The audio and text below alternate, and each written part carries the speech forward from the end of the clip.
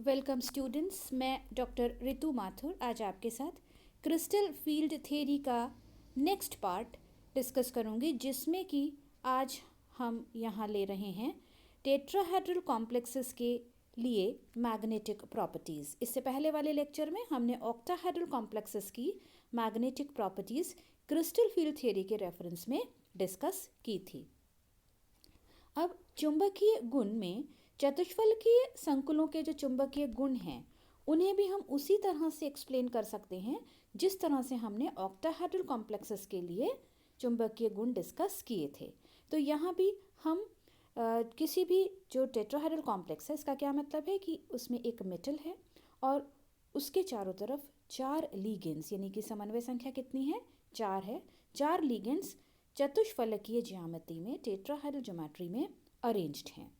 तो सबसे पहले हम यहाँ भी क्लासिफाई कर रहे हैं हमारे कॉम्प्लेक्सेस को उनके इलेक्ट्रॉनिक विन्यास के आधार पर। तो सबसे पहले कैटेगरी हम ले रहे हैं D1 और D2 विन्यास की, और हमारी ज्यामिति यानी कि ज्योमेट्री कैसी होगी, चतुष्फलकीय।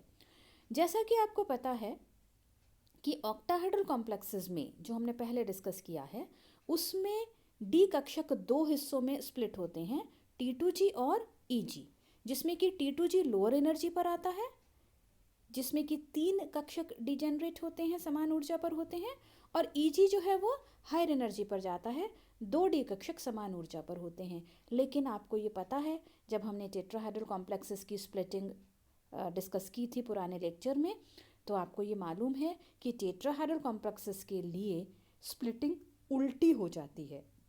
यानी कि हम ये मानते हैं कि जो हमारा टेट्राहेड्रल कॉम्प्लेक्स है उसमें मेटल इनिशियली 5 डी कक्षक मेटल के कैसे हैं, समान ऊर्जा पर हैं।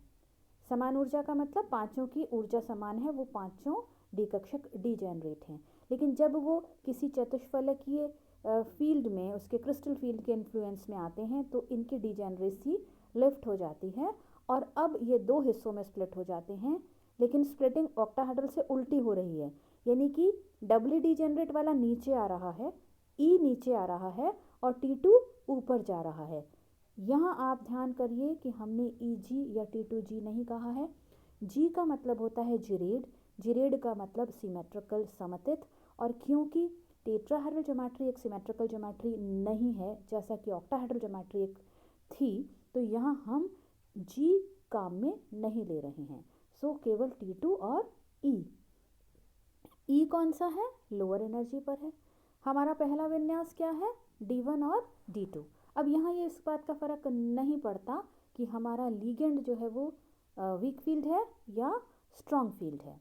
वीक फील्ड लीगेंड जो है वो T2 और E को कम स्प्लिट करेगा, यानी कि स्प्लिटिंग एनर्जी जिसको हम डेल्टा कहते हैं वो कम होगी, और स्ट्रॉन्ग फील्ड लीगेंड इसको ज़्यादा स्प्लिट करेगा, यानी कि डेल्टा की वैल्यू ज़्यादा होगी, T2 और E के बीच का एनर्जी डिफरेंस ज़्यादा होगा।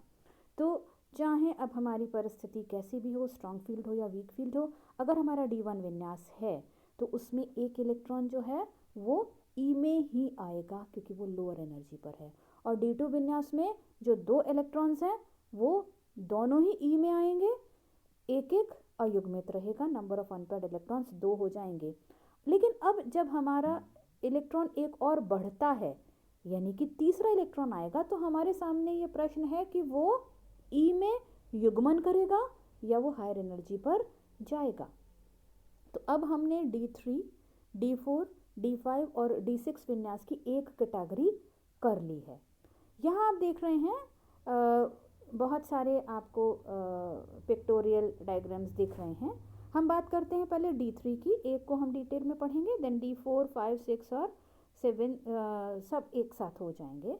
सबसे पहले हम बात कर रहे हैं D3 की। D3 के अंदर हमने इसको 2 हिस्सों में बांटा, दुर्बल फील्ड और प्रबल फील्ड। दुर्बल फील्ड का मतलब T2 और E के बीच का जो डिफरेंस है वो कम है, कम स्प्लिट हुआ।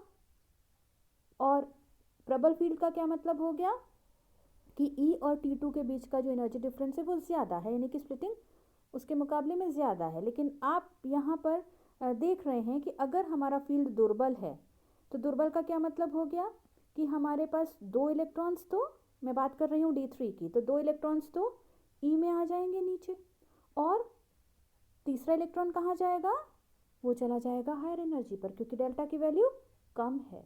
जबकि प्रबल फील्ड में क्या है कि 2 इलेक्ट्रॉन्स तो ई में रहे, लेकिन जो तीसरा इलेक्ट्रॉन है वो हायर एनर्जी पर नहीं जाना चाहेगा, क्योंकि डेल्टा की वैल्यू ज़्यादा है, प्रबल फील्ड लिगेंड है। तो बजाय हायर एनर्जी पर जाने के वो क्या कर लेगा, युग्मन कर लेगा नीचे ही, यानी कि जो ई आपके ऑर्बिटल्स हैं उन्हीं में। तो आप देख रहे हैं कि D3 में दुर्बल फील्ड में नंबर ऑफ अनपेड इलेक्ट्रॉन्स 3, जबकि D3 के प्रबल फील्ड में number of unpaired electron only 1। अब हम बात करते हैं D4 की। तो दुर्बल फील्ड में क्या होगा, 2 इलेक्ट्रॉन्स नीचे आएंगे, चौथा और पांचवा हायर एनर्जी पर चला जाएगा। लेकिन प्रबल फील्ड में क्या होगा, 2 इलेक्ट्रॉन्स नीचे आएंगे और तीसरा और चौथा इलेक्ट्रॉन भी नीचे ही रहेगा, युग्मन करेगा, वो इस एनर्जी बैरियर को पार नहीं कर पाएगा, इसलिए वो हायर एनर्जी के टी के अंदर T2 में नहीं जाएगा। नंबर ऑफ अनपेड इलेक्ट्रॉन्स 0 हो जाएंगे D4 के प्रबल फील्ड में, और नंबर ऑफ अनपेड इलेक्ट्रॉन्स 4 रहेंगे D4 के दुर्बल फील्ड में। अब हम बात करते हैं D5 की। दुर्बल फील्ड की बात कर रहे हैं, 2 इलेक्ट्रॉन्स लोअर एनर्जी पर आएंगे और तीसरा चौथा पांचवा इलेक्ट्रॉन हायर एनर्जी पर चला जाएगा, क्योंकि स्प्लिटिंग कम है। प्रबल फील्ड में क्या होगा कि 2 इलेक्ट्रॉन्स लोअर एनर्जी पर हैं, तीसरा और चौथा इलेक्ट्रॉन भी यहीं पेयरिंग कर लेगा, वो अपर वाले में नहीं जाएगा, क्योंकि डेल्टा ज़्यादा है। अब पांचवें इलेक्ट्रॉन को ऊपर जाना ही पड़ेगा, तो पांचवा इलेक्ट्रॉन ऊपर चला गया। So number of unpaired electrons weak field में 5 और स्ट्रॉन्ग फील्ड में 1। अब हम बात करते हैं D6 की। D6 में आप देख रहे हैं कि दुर्बल फील्ड की बात करें तो 2 इलेक्ट्रॉन्स नीचे, तीसरा चौथा और पांचवा ऊपर जाएगा क्योंकि डेल्टा कम है, और छठा इलेक्ट्रॉन वापस नीचे युग्मन करेगा। सो दुर्बल फील्ड D6, कितने अनपेड इलेक्ट्रॉन्स हो गए, 4। और प्रबल फील्ड में क्या होगा, आप देखिए, पहले 2 इलेक्ट्रॉन्स आप लोअर एनर्जी पर भरिए, प्रबल फील्ड होने की वजह से तीसरा और चौथा इलेक्ट्रॉन भी लोअर एनर्जी पर आएगा, और अब पांचवा और छठे के लिए वो हायर एनर्जी पर चला जाएगा। तो इस तरह से जैसे हमने ऑक्टाहेड्रल कॉम्प्लेक्सेस के लिए दुर्बल और प्रबल फील्ड में अलग अलग विन्यास देखे, उसी बेसिस पर हमने यहाँ पर भी ये लिख दिए। लेकिन अब आपको एक जो इम्पोर्टेंट बात है वो ये बताना है कि टेट्राहेड्रल कॉम्प्लेक्सेस में जो डेल्टा की वैल्यू है डेल्टा टी, वो ऑक्टाहेड्रल कॉम्प्लेक्सेस के लिए जो डेल्टा की वैल्यू होती है, जिसको हम डेल्टा ओ कहते हैं, उसके मुकाबले में काफ़ी कम होती है। इसलिए यहाँ पर भले ही प्रबल फील्ड कॉम्प्लेक्स हम बात कर लें, लेकिन वो भी T2 और E को इतना अधिक स्प्लिट नहीं कर पाता।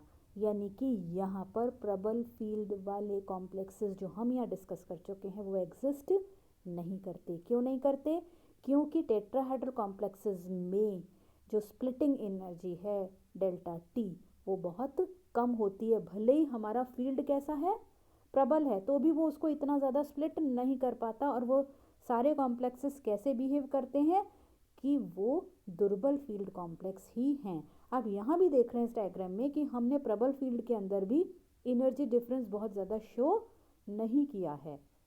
तो इसका मतलब यहाँ हमने जितने भी कॉम्प्लेक्सेस दुर्बल और प्रबल फील्ड के लिए अलग अलग तरह से डिस्कस किए, वो उसमें प्रबल फील्ड वाला एग्जिस्ट नहीं करेगा। सारे जो मैग्नेटिक प्रॉपर्टीज़ हैं आप किस बेसिस पर डिस्कस करेंगे, लाइक कि वो दुर्बल फील्ड वाला ही कॉम्प्लेक्स है, भले ही लिगेंड कोई सा भी लगा हुआ हो, भले ही लिगेंड दुर्बल फील्ड वाला लगा हो या प्रबल फील्ड वाला, लेकिन हमारा जो विन्यास है वो सिर्फ दुर्बल फील्ड वाला ही आएगा। अब हम यहाँ पर बात कर रहे हैं D7, D8, D9 और D10 कॉन्फ़िगरेशंस की। उसमें वैसे ही हमने आपको बता दिया कि प्रबल फील्ड वाला तो एग्जिस्ट ही नहीं करेगा, लेकिन अगर वो करता भी एग्जिस्ट तो भी हम यहाँ 2 इलेक्ट्रॉनिक विन्यास नहीं बना सकते। कैसे, आप देखिए D7 में क्या होगा कि 4 इलेक्ट्रॉन्स तो अब नीचे हमने सारे भर ही दिए हैं, तो 4 के बाद में बचे हुए 3 इलेक्ट्रॉन्स है वो हायर एनर्जी पर जाएंगे। D8 में आप देख रहे हैं कि E के अंदर 4 इलेक्ट्रॉन्स हैं और T2 में क्या है, बचे हुए 4 इलेक्ट्रॉन्स हैं। नंबर ऑफ अनपेड इलेक्ट्रॉन्स कितने रह गए, D8 विन्यास में 2। इसी तरह D9 विन्यास में एक इलेक्ट्रॉन का युग्मन और हो गया, नंबर ऑफ अनपेड इलेक्ट्रॉन्स 1 रह गए। और D10 में सारे इलेक्ट्रॉन्स कैसे हैं, युग्मित हैं। अब हम इन सभी कॉम्प्लेक्सेस का इलेक्ट्रॉनिक विन्यास कैसे लिख सकते हैं। यहाँ हम बात कर रहे हैं कोई भी एक के हिसाब से मैं आपको एक्सप्लेन कर देती हूँ। सपोज हमारा D2 विन्यास है, आप यहाँ देख रहे हैं सबसे ऊपर दिख रहा है, सबसे ऊपर राइट पर D2 विन्यास। तो आप इसका इलेक्ट्रॉनिक कॉन्फ़िगरेशन क्या लिखेंगे, ई में 2 इलेक्ट्रॉन्स हैं तो ई और सुपरस्क्रिप्ट में 2 E2, और T2 में कितने इलेक्ट्रॉन्स हैं, एक भी नहीं है तो T2 0। इसी तरह से आप यहाँ पर देख लीजिए, मैं D7 से आपको एक्सप्लेन कर दूँ कि जो लोअर एनर्जी पर हैं ये ई हैं, तो D7 के अंदर ई में 4 हैं तो ई सुपरस्क्रिप्ट यानी कि ऊपर पावर की तरह लिख दीजिए 4, और T2 में कितने इलेक्ट्रॉन्स हैं, 3 इलेक्ट्रॉन्स लिख रहे हैं तो फिर लिखिए आप T2 और उसकी पावर पे लिख दीजिए 3।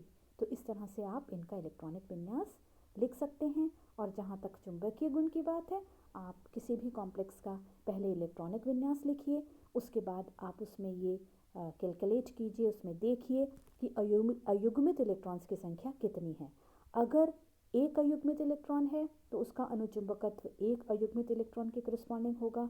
अगर अयुग्मित इलेक्ट्रॉन का नंबर ज़्यादा है तो उसका अनुचुंबकत्व भी ज़्यादा होगा। और अगर किसी कॉम्प्लेक्स में एक भी अयुग्मित इलेक्ट्रॉन नहीं है तो वह कॉम्प्लेक्स कैसा होगा, प्रतिचुंबकीय होगा। तो इस तरह से हम टेट्राहेड्रल कॉम्प्लेक्सेस के लिए magnetic properties with reference to crystal field theory समझ सकते हैं।